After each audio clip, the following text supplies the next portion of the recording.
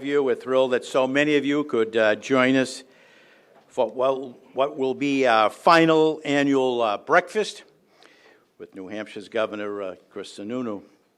I want to begin by thanking our sponsor this morning, BAE Systems, and in particular our good friend Tom Bishop, who is the Director of Legislative Affairs.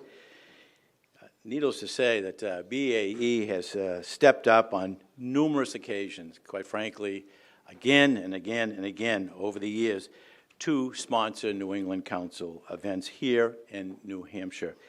And boy, are we incredibly grateful for their company's steadfast support, and also having Tom's advocacy means the world to all of us. I just want to take a moment to quickly remind you of several other upcoming New England Council events. Needless to say, 2024 has been a very busy year, and so far we have not taken our foot off the gas, and we will not do that anytime soon. Hope many of you will be joining us next week in Washington for our annual Washington Leaders Conference. We're expecting over 250 New Englanders to join us for a couple of days of jam-packed days of briefing and meetings and receptions. May is also turning out to be something of a New Hampshire month for the New England Council. Later in the month, we will host Senator Jeanne Shaheen at a breakfast in Washington and Senator Maggie Hassan at a breakfast right here at the New Hampshire Institute of Politics. As always, you can find more information and register for council events on our website, newenglandcouncil.com, or you can visit our online event calendar using the QR code at your tables. Needless to say, we are honored today to once again host Governor Chris Sununu, who has been kind enough to speak to the New England Council annually throughout his time in office. And I think that has something to do maybe with Neil Levesque, who is the director here of the Institute, does a fabulous job, always helps us to coordinate the schedule of the governor. We thank Neil. I know that he needs very little introduction in this room, but as all of you know, he's concluding his fourth two-year term as the 82nd governor of this wonderful state. And throughout his tenure, he's consistently ranked in the top 10 most popular governors in the nation. I think Governor Charlie Baker might be right up there with him. I just give a little commercial for our former governor, good guy, and no surprise that when you look at his track record, that is why he is so popular, to say the least.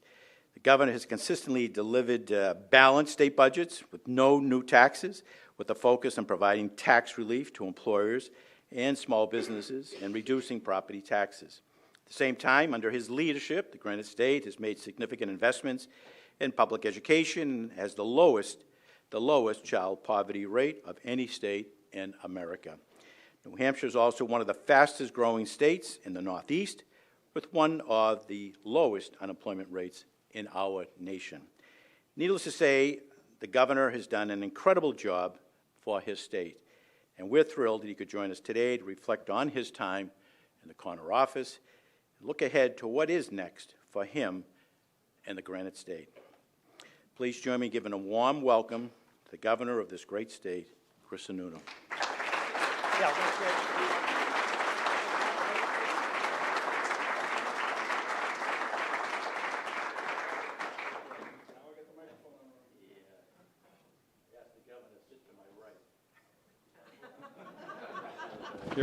Here we go. That was a great introduction, but the fact that you call every governor you introduce doing an incredible job for their state. Yeah, well, as I was it doesn't have the same meaning. I don't know. But you know, as I was reading it, I just couldn't read your notes. You know? Yeah. You forgot it's pronounced handsome. Yeah. So we thought we'd do a little conversation, and then some people have already indicated. I'd like to ask him a question. I love questions. And I know you love questions. I thought you'd like questions rather than giving a 25-minute speech. You've heard that enough. Yeah, we have. So we'll start off with all the softball questions, like Governor, what's left in the 7 months of term that you would like to see completed? Sure. Oh, are we doing that? Okay. Yeah. Well, no, first, great to be here. Yep. Yeah, 7 months to go. 7 years down, 7 months to go. I got a legislature I got to manage for the next month or two, and we're in good shape there. We actually behind the scenes, we got some pretty big, pretty tough issues that we're still working on. My job, and I mean this quite sincerely, is to leave the biggest shoes to fill, right, for the next governor.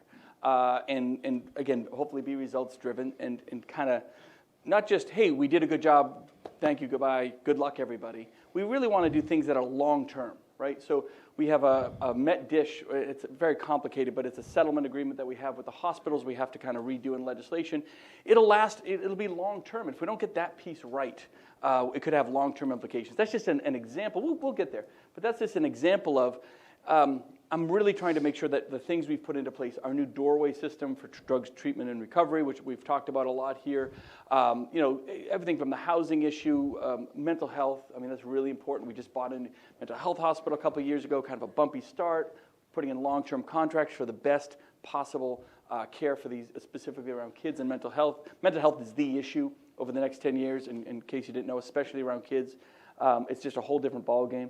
And most importantly, just doing things differently, right? So we've started doing, 4 or 5 years ago, pre-pandemic, it's like 3 lifetimes, right? We all had that. Pre-pandemic, pandemic, post-pandemic. Like I can barely remember sometimes. But putting these systems in place, you got to manage them. You don't just have a good idea and put it in place and, oh, we're good. You got to manage it. You got to tweak it. You got to keep it nimble. So making sure all these things we put into place 2 or 3 or 4 years ago are really going to be lasting 20 and 30 years down the road and have the flexibility to be successful. If you can have a great idea today that is successful in 24, 25, but if you don't design flexibility into that, it's not necessarily going to work in 2030 and 2035. So designing it early on the right way, it's like my engineering head. Designing it early on the right way early on with flexibility gives you a better chance to be successful long term for the next governor. So no matter how bad the next governor is, hopefully they can't screw it up too much, But we'll get a good governor, don't worry. New Hampshire, like the rest of the New England region, is facing a serious shortage of affordable housing. Yeah. It's affecting the business climate, where businesses are now saying that we can't attract good employees to come to this region because when they see the price of housing, that they discouraged and they're not interested in coming here. Your administration, what you've done in trying to address the affordable? Look, housing is everything, right? We were just talking to the folks at Millipore out in Jaffrey. Beautiful giant plant and growing, and that's great, but it's out in Jaffrey, more of a rural area. Now, the good news is this, generationally, the Gen Zs are looking for that full work-life balance, right? Which is a little different than previous generations, right? As a Gen Xer, we were like, yeah, we're going to get work. That's just kind of where we are, hard-nosed. This generation wants to be not necessarily in the inner city, right? They want to ride their mountain bikes after work. They want that balance of life. So I'm just using Millipore as an example of a great opportunity, but you need the housing. In New Hampshire, the biggest challenge is local permitting, right? The locals have to decide whether that housing is going to go in or not. So the best thing we can do isn't just, we're just going to build a bunch of housing, because I can't do that. Would I want to do that, right? The locals have to have a say. You create incentives, right? So we did our $100 million Invest in H program specifically on multifamily housing to incentivize local towns to make better decisions, to incentivize developers to take more risk because we're going to help them manage the inflation costs. It isn't the government's going to build all the housing for you. I don't mind. I know you're not going to like this, but I'm just going to do it. I think what Maura Healey has proposed just this week, right? It's kind of the talk of New England right now, this $4 billion bond. Terrible idea. I mean, a really horrible idea. Not only is it just an abusive tax, although she was bragging about the great tax cut she was doing last week, and then literally 4 days later comes out with one of the biggest taxes she's going to impose on folks. And it's just more money, a massive amount of money into failed systems.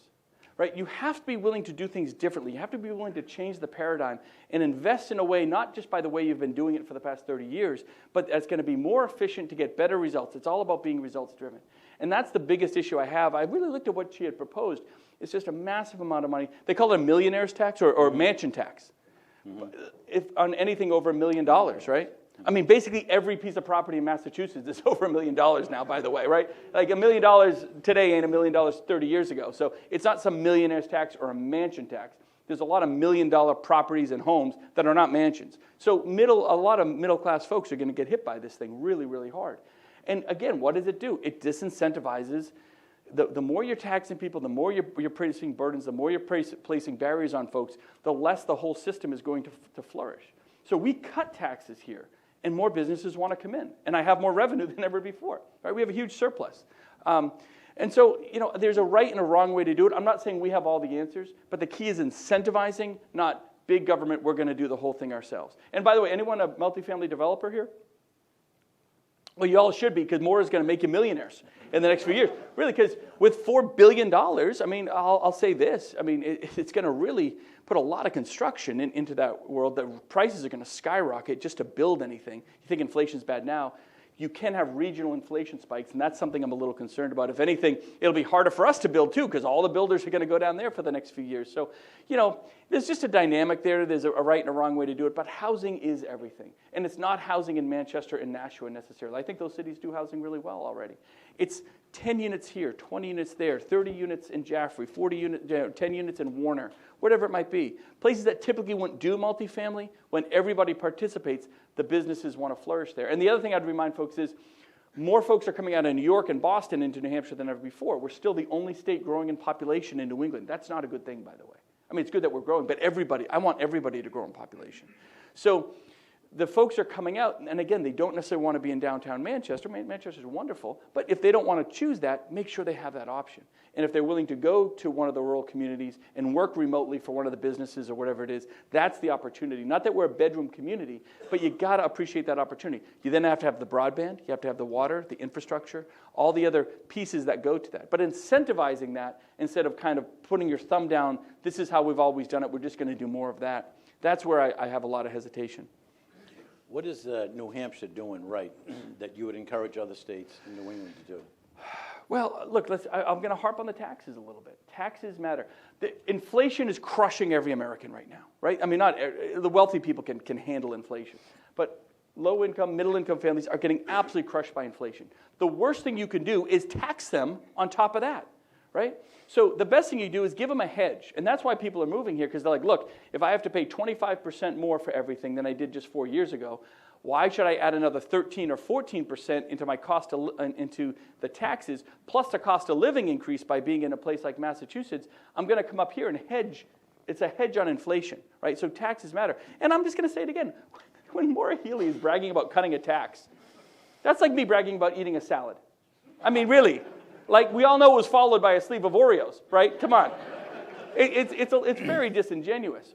2 weeks after her commissioner of, and I took real personal offense to this, the commissioner of the Department of Transportation saying, I'm going to squeeze every dollar, we need to squeeze every dollar we can out of people on our roads. We're going to put tolls on roads as they go into New Hampshire. We're going to go after people if you own a pickup truck. I mean, it's all about the money. And that's the message. That's the brand they've built for themselves. That's what we don't do here. It's about you. It ain't about us. It's not about the money. It's about your opportunity. And if you really emphasize that and promote that, they want to come and they want to be part of it, and the whole system rises. So just getting out of really leading with it ain't about us mentality from a government point of view, it's not about us. It's about efficiency, simplicity, local control, not about big money, big government, big taxes. That's, I think, a brand I think that we've done really, really well. And I mean, there's a lot of other, I think, things we've done, but that in its core, it ain't about us. That's just a brand that we want to keep promoting out there. Throughout the region, safe, affordable, and reliable energy comes with a price tag. And New Hampshire is familiar with energy cost challenges, and I'm curious to get your perspective on how far. Yeah, energy's the big one, right? So, and here's where I am going to brag. So, and it's going to be made a little more public in the next couple of days, but they did an analysis from January of 2017, and that was a pretty interesting month because there might have been a new governor in New Hampshire in January 2017. To today, the residential cost of energy in Vermont has gone up about 25%. In New Hampshire, it's gone up about 27%. Everywhere else, it's up 50 to 60% in New England. That's not a coincidence, guys. Right? Residents in Massachusetts are paying 50 to 60% more than they paid just 7 years ago. And it's different than everybody else, even though we're all on the same grid, because policy matters. Dumb energy policy really affects the ability for Millipore. I don't know what your energy bill is, but as a manufacturer, I'm sure it's huge. BAE Systems, I'm sure it's huge, right? So residents, it's huge. So controlling your energy costs, allowing people, whether you're on the manufacturing side, to buy in the spot market more efficiently, allowing residential ratepayers not to get absolutely crushed by energy costs that, again, that are compounded by natural inflation costs and additional rent costs and all the other costs they have to bear. 25% increase is a lot, but man, it's still like the lowest around. So my message there is energy policy really matters. The 90% of energy policy is driven by politics. It's wrong. It is absolutely wrong. It has no basis in results, no basis in reality. Baseload generation is key. We need more generators here, guys. We've got 2 nuclear power plants left in New England, Seabrook and the one in Connecticut, Millstone, I think it's called. Right? So Yankees closed, Pilgrim is closed. That's a big, big deal. Nuclear is the future, not those big massive power plants, but small batch nuclear reactors are definitely the future. It's like 50 years in the future, but we got to start planning today. Hydro is a huge opportunity, but we didn't take advantage. I was the one guy pushing hard for Northern Pass, which is going to be a giant hydro project coming right down New Hampshire. They didn't do it, and it really frustrated me. The Liberals killed it, and boy, do we wish we had that now, because right now, you know what Canada is saying? We're tapping out of hydro, guys. You can't take our hydro anymore, right? Not completely, but they're hesitant to give anybody new hydro contracts because there's a lot of dynamics between Quebec and Labrador. There's a lot of intercontractual dynamics with how they're managing their hydro in Canada. That's a great thing that we should be tapping off of, that the renewable energy and environmental folks should have been jumping on, but they weren't. They were naive. They kept listening to I think, bad politics, if you will. Offshore wind, huge opportunity for us. Still incredibly expensive. Rhode Island's rates are sky high primarily because of the terrible offshore wind contracts that they signed, right? There are folks getting out of the offshore wind business. So it doesn't mean we won't do it, but whoa, let's understand the costs. Let's look at the actual results we're going to get. Are we doing it because, hey, it sounded like a good idea 5 years ago, or are we doing it because we're going to get a better result 5 years from now? That's the fundamental difference. But energy policy is absolutely huge. And I'm going to really harp on Biden. The fact that Joe Biden has now said we're no longer going to sell LNG to our allies in Europe, the dumbest possible thing you could do. Even Democrats agree that's really stupid. Right? There's no reason to do that. You're just listening to some misaligned environmental lobby at that point. Again, all because of politics. He doesn't want to tap into more liquid natural gas for us. He doesn't want to do it more for our allies, which need it, because now otherwise they're going to be still dependent on Russia. They're doing their best to cut themselves off from Russia, but it's still a huge cost to do that for them. Let's support our allies. Let's support our businesses here. Let's drive inflation down. The only thing that creates inflation, by the way, as I hope not everybody knows, is the government prints money. That's literally the only thing that creates inflation, when you print too much money. That's economics 101. Or you borrow too much money and you spend too much money. That's it. So the economic driver around that is energy. That's the other component that exacerbates the inflation problem. Because if everything from oil, natural gas, it goes into every product that you have. It goes into every iPhone. It goes to every plastic cup you own. It goes into every piece of medical equipment, whatever it might be. It's all plastics. It's oil. It's a huge resource that you have here. So when you limit that, not only do the supply chain costs get exacerbated, the inflationary costs on your actual products get exacerbated, but the energy piece is so big, and for the fact that we're not tapping in appropriately. By the way, I'm an environmental engineer by trade. We tap into oil and natural gas in America cleaner than pretty much anybody on the planet. We do it smarter and cleaner than anybody on the planet. And to have an administration say, we're no longer going to do it, even though we do it better than everybody else, but we're going to ask the folks in the Middle East to do more of it, I don't think I have to explain why that's just a horrific idea, right? I mean, all because of politics. So this stuff has an implication. So vote the right way.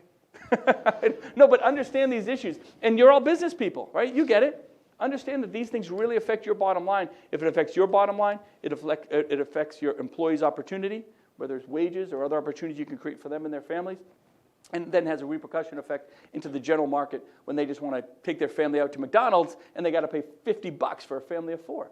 If they're lucky, by the way, right? That's really outrageous stuff. And I'm not picking on McDonald's. I think McDonald's is wonderful. But that's just the reality, that inflation is really, really coming down hard on a lot of families.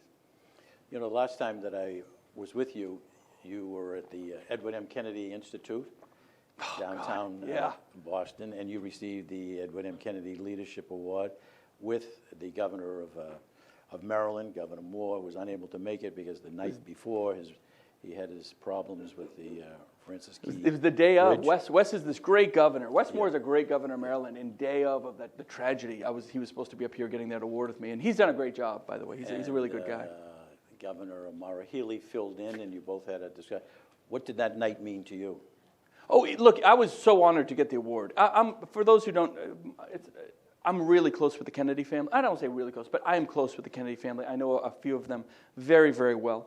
I don't think they like the fact that I'm, still voting for Trump and all that kind of nonsense. But we don't do politics like with what I do with the Best Buddies program, with what we do with Special Olympics, with what we did with the Save the Children. I'm a big proponent of the Save the Children program, which isn't really big here in New Hampshire, but what Mark Shriver has done there in that organization nationally has been great. So the Shrivers and everything and I get along very, very well. So I was so honored to get that. And it was about bipartisanship. It was about working together. Now, so here's the funny story. Maura sat in, because Wes couldn't make it. That's great. Maura and I actually get along fairly well. I don't think she got the memo about the bipartisanship part, because next thing I know, I'm just getting torn apart for Trump and all this, and I'm like, okay, are we doing this? Like, what happened? But that's fine. She was filling in. But it was an absolute honor. If you haven't been down to the Ted Kennedy library down there, it's really a cool place. I think it's the only place in America they have a full-size replica of Senate chambers, which is really neat. And you can kind of see his real office. It's all kind of been rebuilt there. It's really great. It's a great institution. I was so honored to get it. Weird night because it wasn't quite, the discussion got a little contentious, and I was like, what the hell's going on here? But it was fun. It's always fun. Yeah. I noticed that when I was watching the White House Correspondents' Dinner, you were walking in between the tables. And Were you there? No, I was watching it. You mean I was on TV? You were on TV, and I said to myself, is the governor auditioning? Is he being interviewed? Seriously, was I on TV or something? Well, you were standing there, and on occasion someone would come up to you. On occasion. Wasn't it? Yeah. Wait a minute. Wasn't it on C-SPAN? Yeah. You're watching C-SPAN on a Saturday night? Well, this is my life. Oh my God. Oh my God. Yeah. Oh, we got to it's called pickleball. No. Get a hobby. No, I'm just kidding. No. So the Correspondents' Dinner is great. That's a lot of fun. Right. It's literally just about 3,000 people in one room. I mean, talk about like super spreader, right? I mean, you walk out of there, you're lucky you don't walk out with the disease. But that wasn't a joke on the media, but it would be a good joke, by the way. But anyway, it's mostly all media there. The president was there, the vice president was there, Colin Jost was there, did a lot of jokes. It was a lot of fun.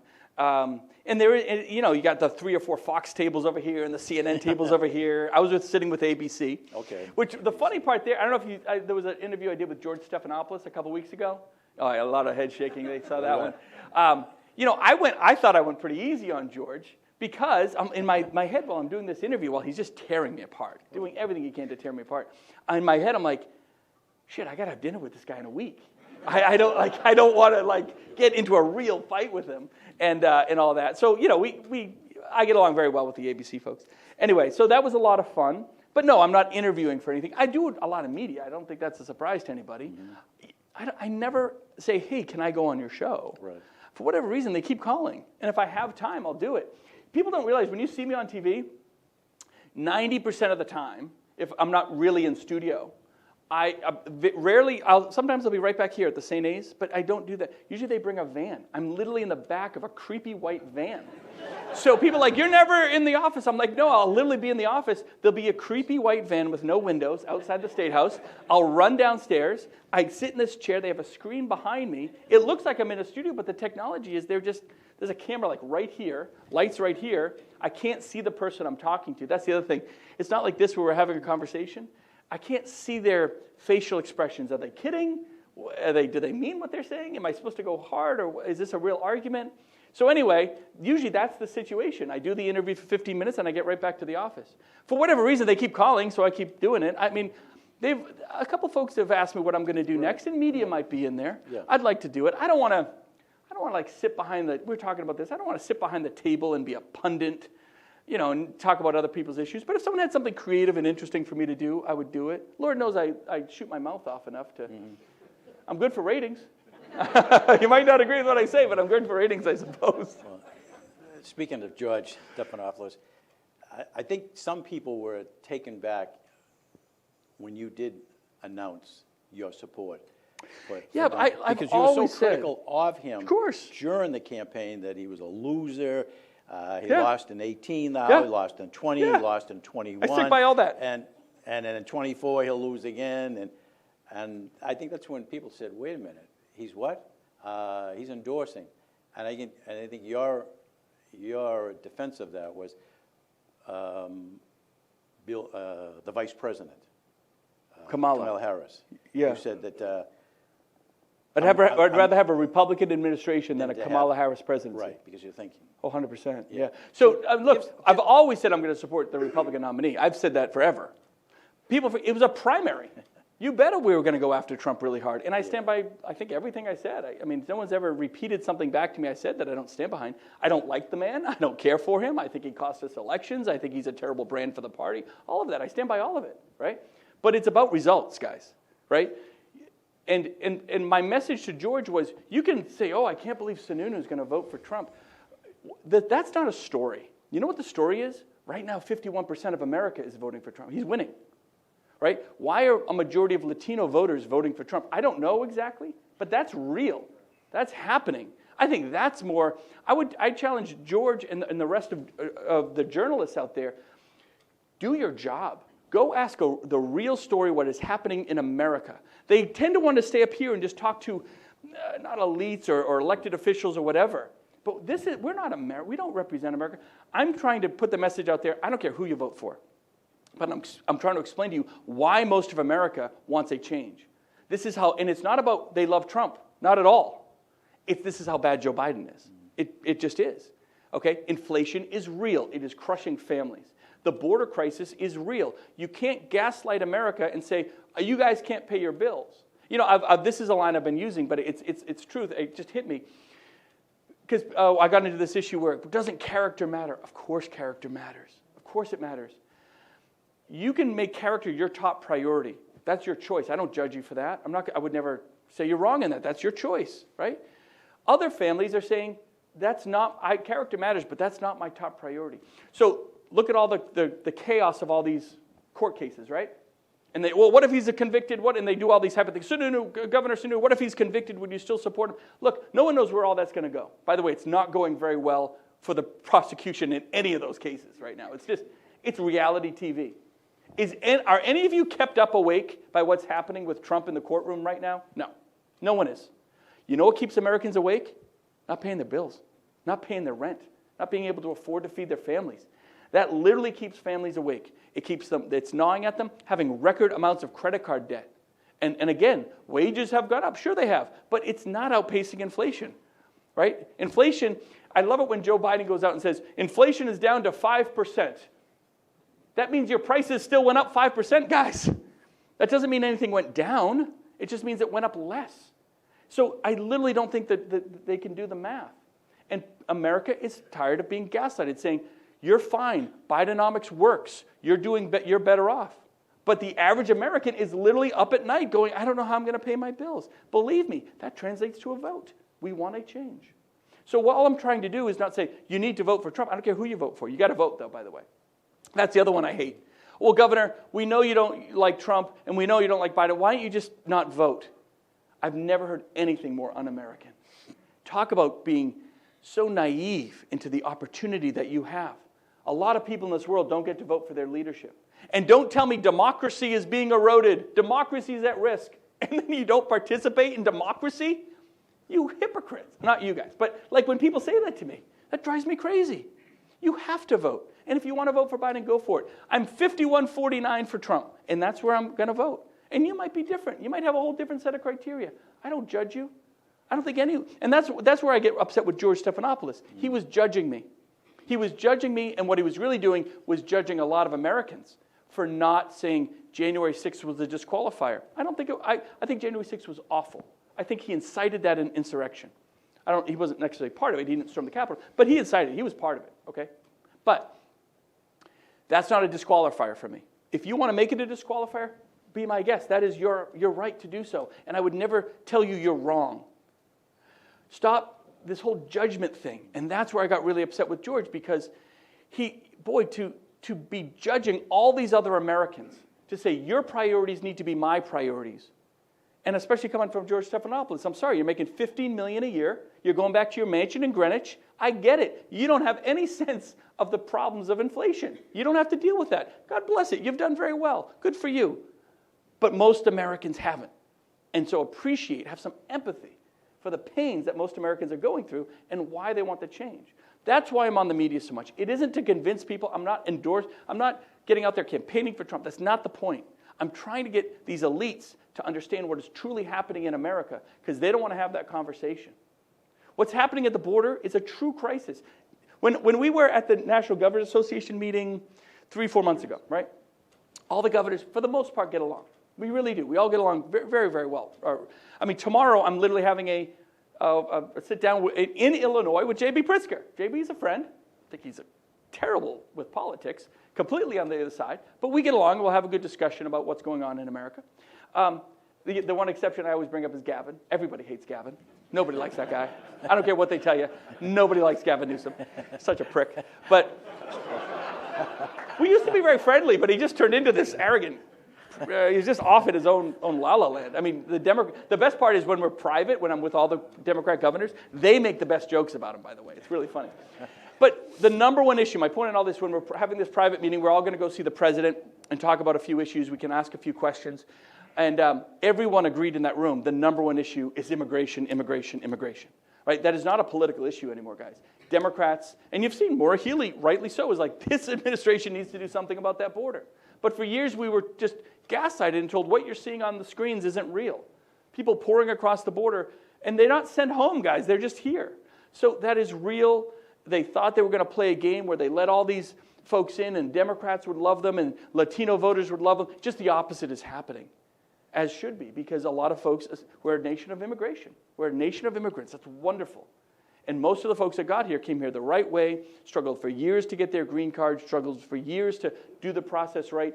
And it's insulting to a lot of them to see what is happening here because everyone else gets to cheat the system when they've made the sacrifices and worked hard. So I think that's a big story. Now, that's my assessment. I'm not a journalist. I think journalists should go out and have that discussion, and I encourage them to do so. They don't want to do it because the answer isn't what they want. And I guess my biggest disappointment with the media is so many of them want to talk to you, but they really don't want to ask you a question. They just want you to affirm to them what they already believe. It's just like us as Americans, right? Why does Sean Hannity and all those like late night, I call it political entertainment folks, right? It's not really news. They get the highest ratings. And why are they on late at night? The reason is because it's reality TV. I'm not saying it's wrong, but all they're really doing, it's like watching Yellowstone before you go to bed, or your favorite binge watch show, right? All you're doing is you're getting kind of an endorphin rush before you go to sleep. And most Americans that watch Fox or Newsmax or CNN or MSNBC, they're just getting reaffirmed what they already believe, so they feel good about themselves and they have a good night's rest. I mean, that's really all that's happening there. It's not really journalism. It's not really both sides of an argument or discussion happening in a proactive way. That's not what you're having. That's more midday news, right? The late night stuff is basically an endorphin rush. And that's my frustration, is too many folks in media are just asking me questions or asking anybody a question to get there. And as soon as I told the CNNs, well, yeah, I've always said I'm going to endorse the Republican nominee. I don't like that Trump won. I worked harder than all but one other person to make sure Trump was the nominee. Nikki and I, we worked really hard to make sure that didn't happen, but he's the nominee. And so they said, well, we're so disappointed. I said, well, you weren't disappointed when I told you a year ago I was going to support the nominee. You shouldn't be disappointed. You should be disappointed in yourselves for not understanding why most of America is with me, not you. Speaking of the other person that worked harder than you, Nikki Haley. Nikki's great. Have you heard from her at all? Oh, yeah, we text all the time. Okay. Yeah, she's doing great. Her husband just got back from deployment. South Africa.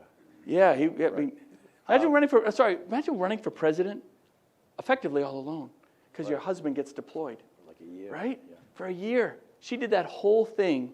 She had her kids with her sometimes, but they're older. But man, that's one thing I think most Americans didn't appreciate, how hard she was working, how hard she was trying to make a change for this country, and really not having anybody with her. I always thought that was really hard. What do you think she will do in the election? Whatever she wants. In the election. Would you? My guess, so let me stick with whatever she wants. Nikki Haley has earned the right to vote for someone or not endorse someone or whatever. Like, she can do absolutely whatever she wants. She doesn't owe anybody an explanation for anything. She was out there harder than anybody, pushing the right message, the right time to get the Republican Party back on track with good leadership. She's earned the right to do whatever she wants. I think right now she's binge watching some TV and spending her time with her husband and hopefully ignoring politics as much as possible. It's hard for people like us to just pull ourselves away completely, but I know she's done that a bit. She kind of, she has to take care of her family too, and her parents, I think it's been publicly out there, aren't well, and she's been really spending a lot of time with her mom and her dad, and her husband's home. So I think politically we won't, I'd be surprised if we heard a lot from her going forward. But if she wants to say something and say who she's voting for, that's completely her right. But she doesn't owe anybody. No, because it doesn't matter. Who I'm voting for, who Nikki Haley's voting for, it doesn't really matter, actually. It really doesn't. I know people say that because Trump is not some unknown commodity. Biden is not some unknown commodity. They're two incumbents. Everyone's making their mind up based on what they're seeing on their own. It's not like, gee, I don't know much about this candidate, Governor. What do you think? People know what's going on here, and they're going to make their own decisions. So I don't believe in this election endorsements or who's voting for who really matters. I think most of the Nikki Haley voters will vote for Trump ultimately, but far and away most of them. Do you think that that Nikki Haley or you, if you didn't endorse the nominee, could have a future in the party, not endorsing? Well, it depends what you want to do. Look, I got to be honest. The only thing I'd probably ever consider running for would be president, because once you're governor, I mean, the Senate. We've talked about this before. The Senate and Congress is a step down, without a doubt. So, but I have no plans to do that. Kevin, don't get excited. Josh Rogers, I know you're back there. Don't get excited saying I'm running for. I'm not. I have no plans to run for anything. If Nikki wanted to run for president again, she could. I don't know if she would. Is there like a political future there? But isn't there a litmus test that if you don't endorse the Republican nominee this year, the mega crowd will say in 28 that you're running? We're not with you because you were not with our candidate. I could see that politically. Yeah, I suppose. But I guess I'm not. I don't think Nikki is contemplating. I mean, if she wants to run in 28, she will or won't. But I don't think she's sitting there doing some big political calculus. I think she's just taking time for herself. And by the way, that was already made a long time ago, right? She clearly said, I'm running against the president, and I'm going to run hard against him. And all the others that got out of the race, they were all weak, frankly. They not just saying I'm going to vote. They didn't say I'm going to vote for. They got up there and hugged him on the stage. These cringeworthy moments. I mean, you see Tim Scott hugging. I've had private conversations with all these guys, by the way. None of them like Trump. I'm sorry, none of them like him at all. We've had lots of private conversations. So when I saw them all, not just saying, okay, I'm out of the race, I'm going to, support and endorse Trump, that would have been fine, I suppose.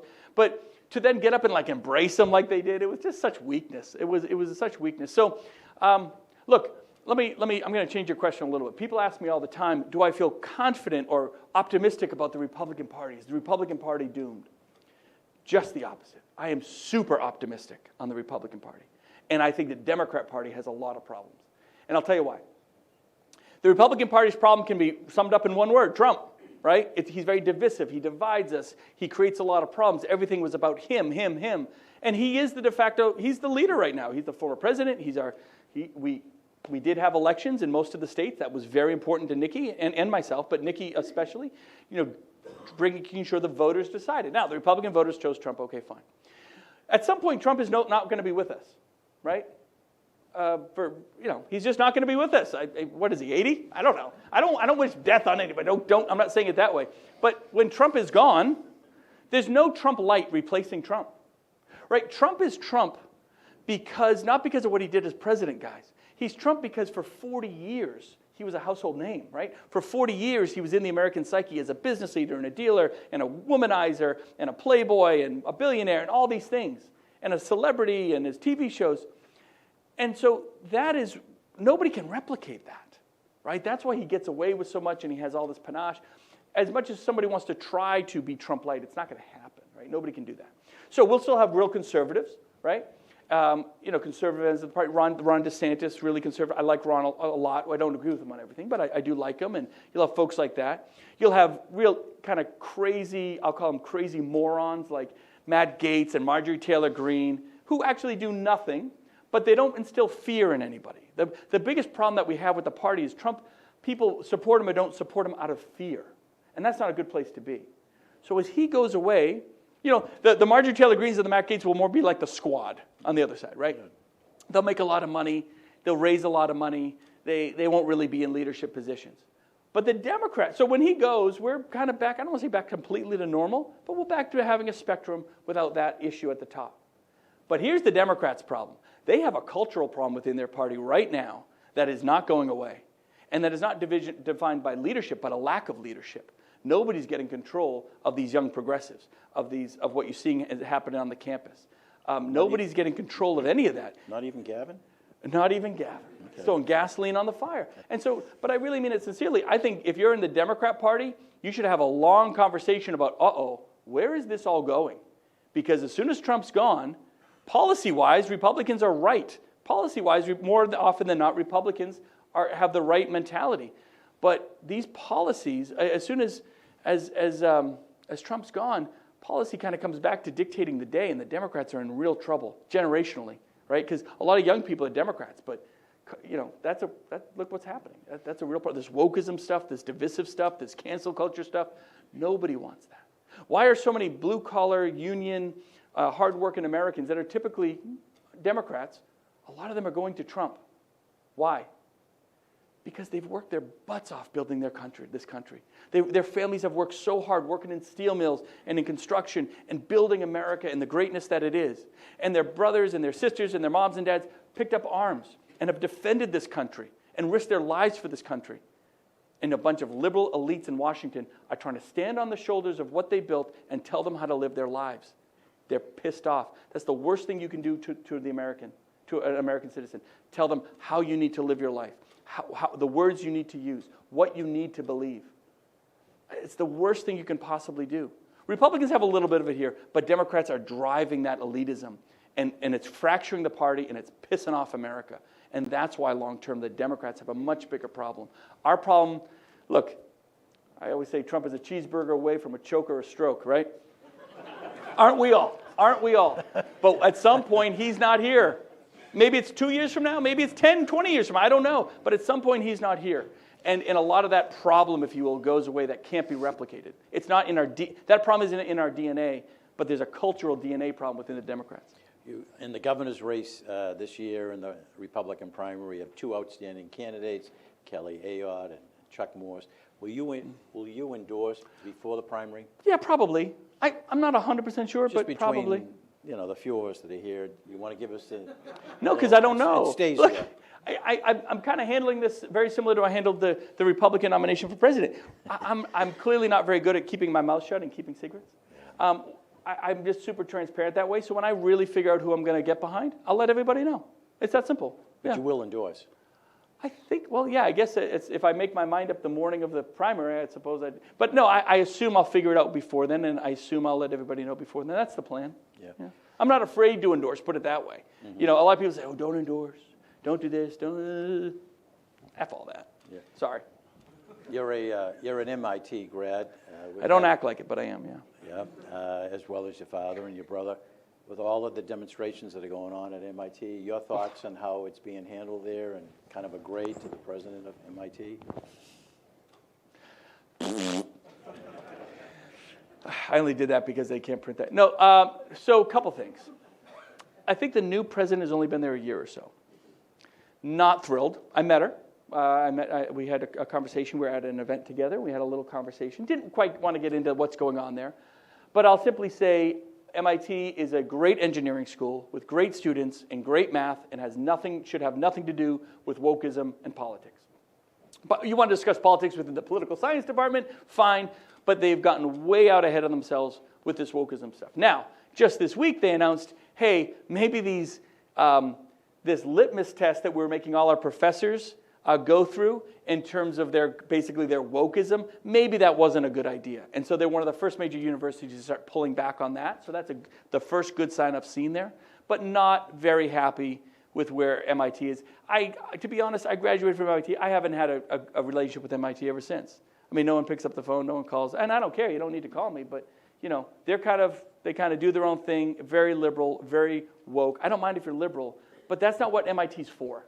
right? MIT is for building the greatest engineers on the planet, the builders of this country, whether it's for AI or just machines and devices, whatever it is. Focus on the math. Do your job. Don't get out of your lane. And that's my message to business, too. I mean, if there's anything that's wrong with America, and I've had good, hard conversations with the CEOs of Coca-Cola and Ford and Anheuser-Busch and Target and all these companies that just stepped in a world of crap politically because they were told by marketing people or, a bunch of people out of New York, this will all be fine. Get involved in this political end. I told James Quincy, the CEO of Coca-Cola, who's a great guy, by the way, and he knew how bad it had gone. And I'm like, look, man, just sell Diet Coke, right? Sell Coca-Cola. Focus on your product. Do your job. But too many big businesses, they just don't, and they're not supposed to, but they don't really have the political acumen to really understand some of the suggestions that are coming to them. And I think most of these businesses just stepped in political landmines without having any idea it was going to hit them. I would have seen it a mile away. But again, that's kind of my thing. So whether it's a college or university or a business, do your job. Colleges are there to educate. Now, Dartmouth, let's talk about Dartmouth, because that's a great example so far. The president has been the gold standard. She's only been there a year. She's been the gold standard of the Ivy Leagues. Hey, you want to have peaceful protest, freedom of speech? Super important. We all want to support that. That's very, very important. You break the laws and break the rules, there's accountability. It's that simple, right? So, I mean, it goes back a ways, this idea, and it's really the adults I blame more than anything. I mean, you blame the kids, but you got to really blame the adults. Like, there are these folks out there that have instilled this idea of, it's okay to break the law as long as it's in the name of social justice. No, it is not. No, it is not. You don't get to make up the rules as you go. If you want to change a law, guess what? North Main Street, 208 North Main Street, Big Gold Dome, come change the laws with us. Come engage with your legislature. Come tell us where we need to make the laws different or better. Fine, that's what you're supposed to do. But we are a nation and a community of laws. Now, she understood that, and again, I think she did a great job early on saying, okay, let's have this conversation, not out with a protest, but in the classroom, in a constructive way. And she was very clear last week when we made the arrest. The reason we made those arrests, for lack of a better term, I don't want to say so well, but it actually went very well. The reason that happened is because she laid out very clearly, the administration worked with local law enforcement, said, hey, if we need some help, we might need the state police. We'll let you know. Great. Here's the rules. If you break these rules, there's going to be consequences. So everybody knew the rules going in. There was no question about that. And the students were given a warning. Hey, guys, those rules, the leaflets we passed out, the emails we sent you, we're giving you a warning, last chance. If you put down these tents and do an encampment, that's violating the rules. You're going to be arrested. And they were giving warning after warning after warning. Eventually, anyone who got arrested was asking to be arrested. They absolutely knew they were going to be arrested. It was made very clear to everybody there, if you're here and part of this, now we have to arrest you because we've given you enough warning. And they did. And they did. And the same thing happened at UNH. So there was a protest yesterday, and I think they'll continue to happen at Dartmouth. And they're on, I think, the Library Green, and they're doing it peacefully, and they're doing it the right way, and they had their say, and that's fine. I don't completely disagree with it for a whole variety of ethical and moral reasons. I think they're just completely, when you don't have enough conversation in the classroom, these young people basically get educated by social media. They get educated by propaganda. If you have kids and you're not having this discussion, somebody else is. And this is why this is happening. It's a lack of both education and I think oversight by parents and I think adults that should be smarter about making sure that all of these pieces, the history, the understanding of what's really going on is there. Most of these kids couldn't find Gaza on a map. Not at all. So they don't even know what they're talking about. I mean, I love it when I see, I don't love it, I don't feel bad for them, but it's almost comical when you see these students going, I had no idea that they were serious when they said I couldn't graduate, and if I participated, if I got arrested. But they told you that. I mean, this all stems back to 2020. It really does. When we were watching cities burn to the ground, and there was very little accountability, like there was control of the situation, but you have all these woke mayors and woke states that didn't want to arrest those people for all that destruction. It instilled a sense of, well, there's no accountability. Break what you want. Not here, man. Not in New Hampshire. So we had 92 arrests, but guess what? Not a class was missed and not a window was broken. And everyone was back in class the next day. And so that's just the process. And I encourage people, if they have a dissenting voice, get out there. Have that voice. Do it peacefully. Do it the right way. But understand in New Hampshire, we're going to have consequences when you break the law and break the rules. You know, anti-Semitism is on the rise. Awful. In New England, in the last year, we've had 625 incidents. The year before, we had 204. So that is stunning. Stunning. Shocking. But it's also shocking to see some of the new demonstrators praising Hamas. And They're not even supporting the Palestinians anymore. They're literally praising Hamas. Right. Hamas they're freedom fighters, they say. The guys, they are a self-proclaimed terrorist organization whose very clear statement is to eradicate all Jews off of the planet. This isn't a policy difference. It's crazy. This isn't a border difference or a policy difference. This is a terrorist organization that leads the Palestinian people that wants to eradicate every Jew. If you're supporting that, then that is anti-Semitism. I don't care what your background is. That is the definition of anti-Semitism. I'm an Arab American. My grandfather was Palestinian growing up in Jerusalem. I understand this issue better than most anybody else. And the Israelis have every right to do what they're doing. No one likes to see it. No one likes to see the death, of course. Think of this. When we went into Germany and carpet bombed Germany at the end of World War II, hundreds of thousands of civilians were killed. It was awful. It was terrible. But that's what we had to do to end the war. Nobody wanted to see a nuclear weapon dropped on Hiroshima. Hundreds of thousands of civilians killed. But everyone agrees it ended the war quicker. It likely also saved lives. Now imagine if those instances weren't on the other side of the planet, but for Israel 10 miles away. They have every right to make sure that not only are they dealing with the local issue, but to secure the safety of their people for the long term. And no one wants to see civilians killed. No one wants that. But when someone comes, and by the way, no Israelis were occupying Gaza. They weren't. They unprovoked came across that border in early October, butchered, burned people alive. You think Israel's just going to push back a little bit and say, please don't do that again? Against a terrorist organization who wants to see the eradication of every one of your citizens? Come on, guys. Understand what the history is here. Understand what's going on. No one wants to see the civilian loss of life, but they have every right to secure the prosperity and the lives of their people long term. And look, we need the humanitarian aid in there. You need the bridges of support to help get the civilians out. But this is a war. This isn't a dispute. This isn't a policy discussion. It is a war. And for us to have the arrogance to tell Israel, well, this is how you... Imagine if a few months after 9/11, the rest of the world was like, look, guys, do you really need to... Can you just... I know 9/11 was terrible. This is 10 times their 9/11, guys.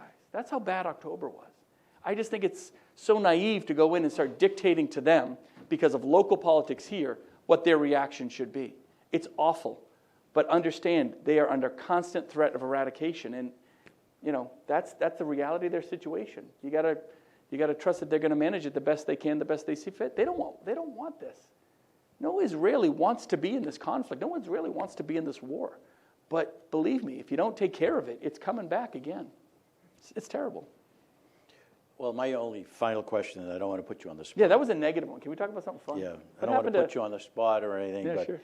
In your estimation, what are the odds for both the Celtics and the Bruins winning their I feel really respective good. championships? If you saw that Celtics game last night, they'll 4-0, maybe 4-1. The Celtics will run away with it easy. The Bruins seem to love to give us agita and heartache and stress. Bruins will take this series in 6. The next series will be even harder, though, for both of them. So that's it. But in terms of winning the championship, I don't know. I mean, you're like, this is the year. You know, so who knows? I know.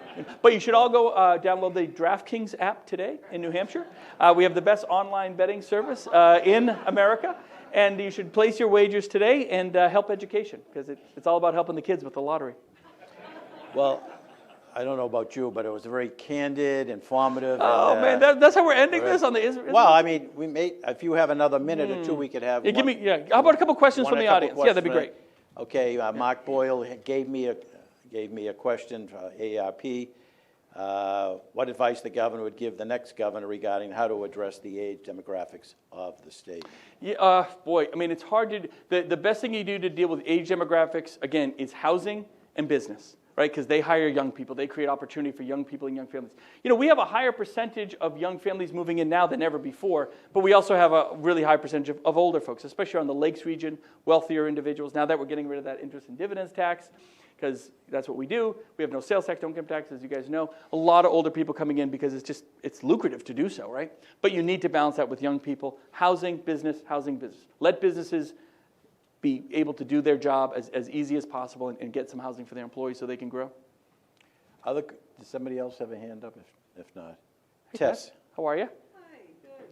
Tess, If I sit, because it seems... Go No, ahead. no, of course. No, No, sit. no, Go ahead. please. Yeah, so I want to thank you on behalf of the New Hampshire Community Health Centers and the whole healthcare Yeah. community for the historic investments you made in the Medicaid program in the last year's budget. Yeah. It was transformational, so thank you.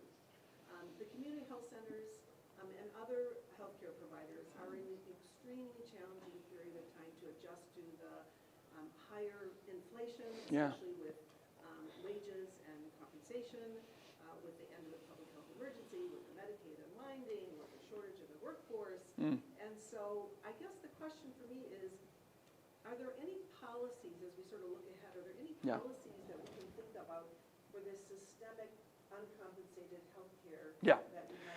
So the question is policies that we have a lot of uncompensated health care across the country, not just in New Hampshire, right? We probably have less in New Hampshire than most anywhere else, but it's still very much here. What policies can we look at in terms of supporting the community health centers? And I think it's a very, very important question. Here's the opportunity. The old way of doing things was we had 26 hospitals within our group. A lot of the money and the uncompensated care all went to hospitals. In fact, the hospitals have one of the most lucrative uncompensated care deals in the country right now. I think they're doing very well in terms of what the state puts out in uncompensated care. My mission is to say 21st century healthcare. Hospitals are critically important, of course, but even hospitals themselves are changing, right? Mass General Partners came up and put a brand new facility in Salem, for example, right? There's no actual beds in it, but it has state-of-the-art care. The fact that you can get surgeries, real in-depth surgeries that are literally almost outpatient surgeries where you had to be in a hospital for 10 or 20 days 20 years ago, right? So the dynamics and the needs of healthcare no longer just focus around a hospital.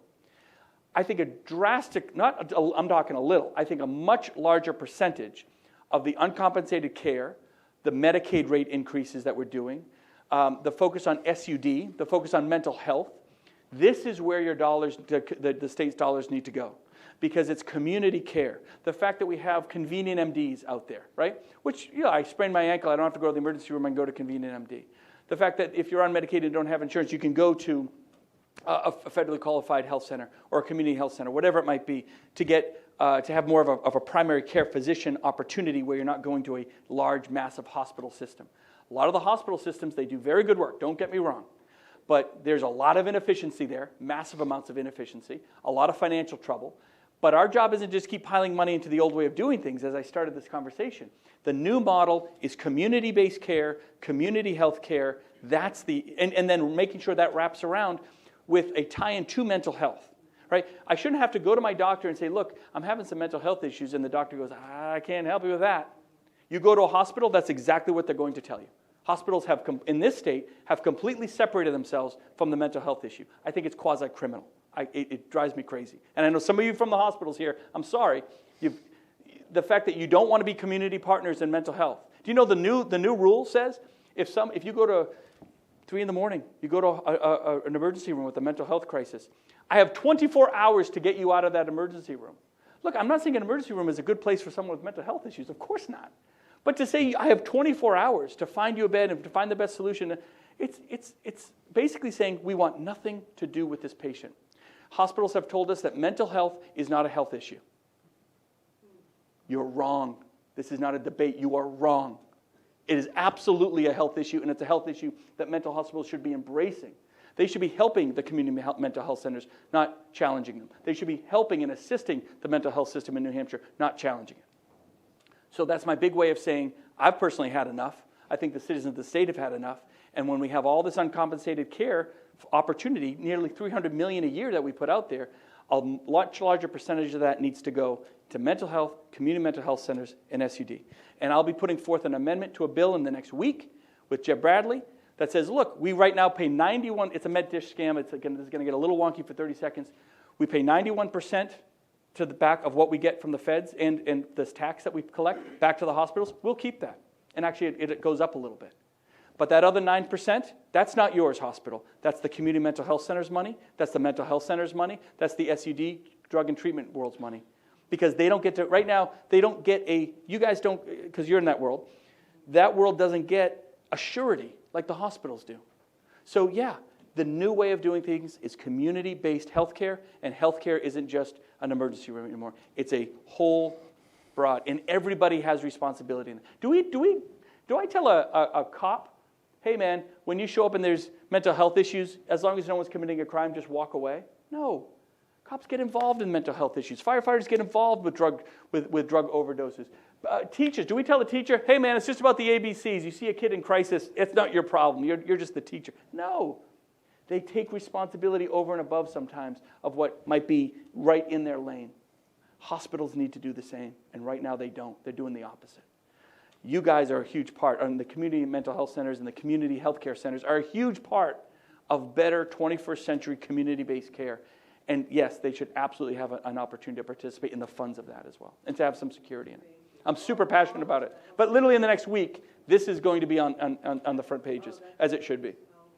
Yeah. And shame on them. That's right. They do dental sometimes. Right. That's right. The community mental health centers are an all-in-one, especially for the most needy aspects of our citizens. Hospitals, not so much. Not so much. New Hampshire is celebrating the 10th anniversary of Medicaid expansion. Yeah, it's a great program. That has provided access to some 219,000 granted residents. Would you have supported that 10 years ago? Yeah, I think so. I mean, I definitely am a huge supporter now because, boy, you see the results, and it really does work. I mean, we have the highest percentage of people on private health insurance here. We have the lowest poverty rate in the country. That's not an accident. We work really hard to get there. But when you talk about whether it's uncompensated care or individuals that are on Medicaid or individuals that are in this gap, I mean, effectively, they did a Medicaid expansion. Obamacare ain't working. We all know that, right? I mean, there's certain programs and certain plans that might work for certain individuals, but overall, Obamacare has failed in its promise to meet low costs for that middle community. Medicaid expansion helps address a lot of that, right? It helps address a lot of the gap. We get a great assistance from the federal government with it. So I think everyone agrees that it has been hugely beneficial, especially for mental health, SUD, and all these other programs. I got to get more of the private insurers who actually do a pretty good job here. But we're trying to, and they're. I'll say this: when I pick up the phone to Anthem or Harvard Pilgrim, while there may be problems, they're always willing to have a conversation about, oh, do we have to look at changing our rate structure or reimbursing for this new program. They're always willing to do that. I just wish I had the same opportunity with hospitals. One final question from the audience. Give me something good.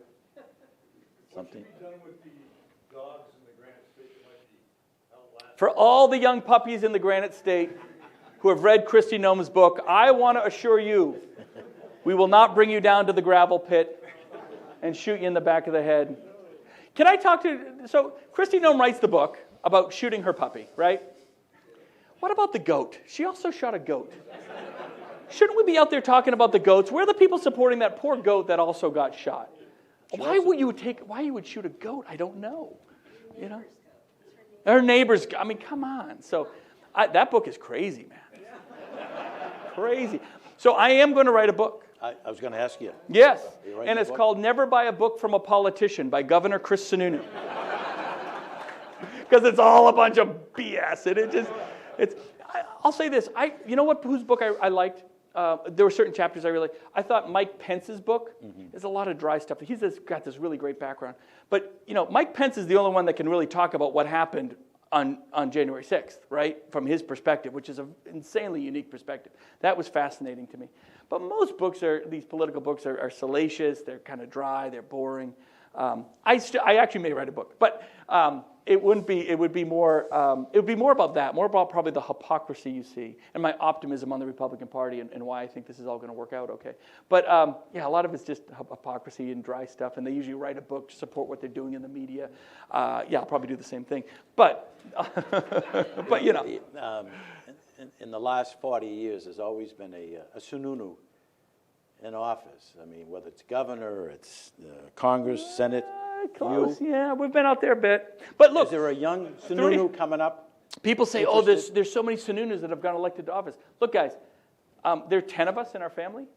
Okay? 3 of us have been elected to any significant office. I think I have a brother on the select board and a brother on the budget committee. Like, that's par for the course for New Hampshire, right? We all get elected to something. We all run for something locally or otherwise. So, no, I think if anything, one of my biggest frustrations, one of the things I'm most pessimistic about in this country is, like, look at this room. You have incredible people that would all do an incredible job if they ran for office. I mean, the backgrounds you guys have, but I can guarantee if we polled this group, they're all going, I ain't running for office.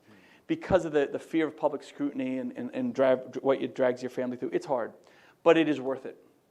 It is really hard, but let me tell you, it is really worth it. You can get a lot done. You can have a voice. You can make sure that you at least participated in some way, whether it's on the school board, which is a really hard job, by the way, or governor or anything. I see so many people that are great, that wanted to run, but are now maybe not thinking about it so much. I really encourage folks to get involved. In some way, find your thing. You all have a thing. Give back some way. You don't have to run for governor per se, but find a way. Don't be afraid of running for office. I think it's really important. I don't know if my family's, I have young kids. My oldest is 19. He was going to go to college at the last second. He enlisted in the Marines.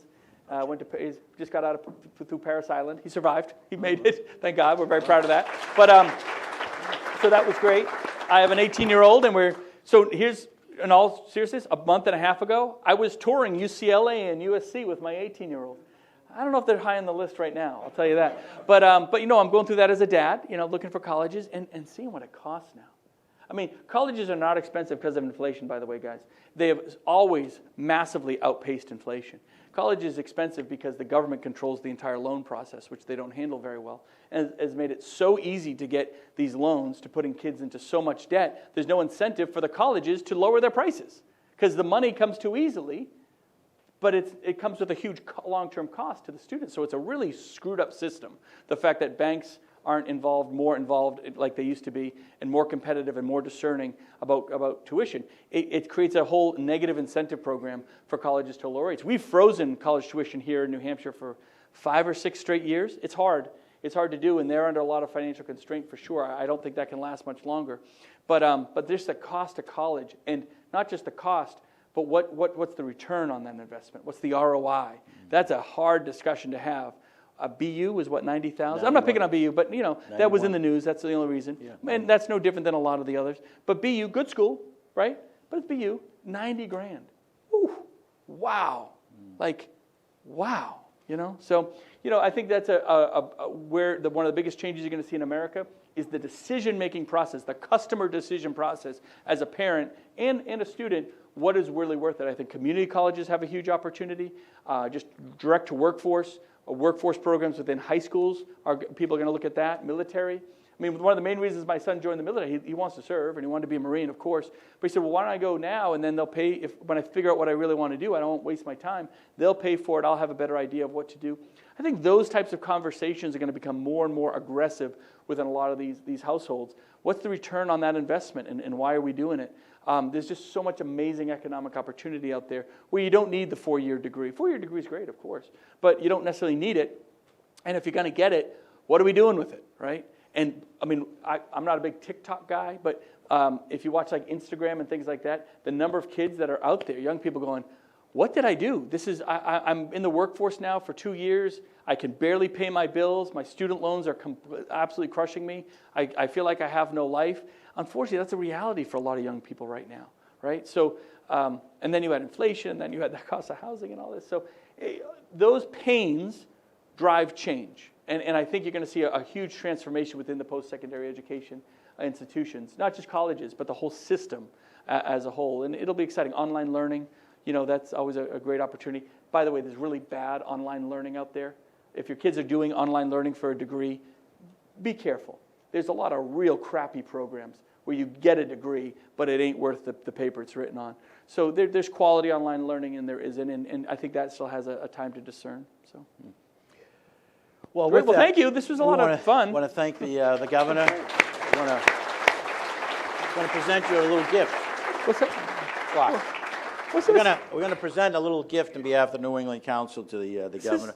Sort of awesome. like a Swiss clock, because I think that's the way he's run the state, with precision. Oh, that's very nice. And so we just wanted to, New England Council, the Honorable Sununu, Governor of the great state of New Hampshire. Wow, that's great. Okay.